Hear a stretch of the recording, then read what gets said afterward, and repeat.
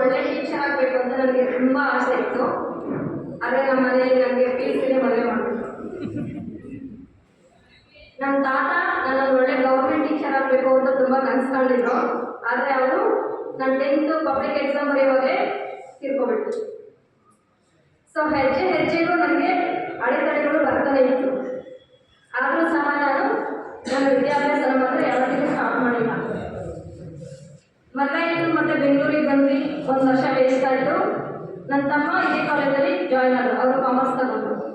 ನಾನು ದಿನ ನೋಡ್ತಿದ್ದೆ, ಅಳ್ತಿದ್ದೆ, ನನ್ನ ತಮ್ಮ ಹೋಗ್ತಿದ್ದಾನೆ ಬರ್ತಿದ್ದಾನೆ, ನಾನು ಓದೋಕ್ಕಾಗ್ತಿಲ್ಲ ಅಂತ.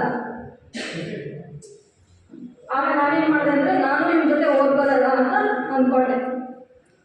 ಬಂದೆ, ಕಾಲೇಜ್ ಹತ್ರ ಬಂದೆ. ಬರೋಷ್ಟೊತ್ತಿಗೆ ಅಡ್ಮಿಷನ್ಸ್ ಕ್ಲೋಸ್ ಆಗಿತ್ತು.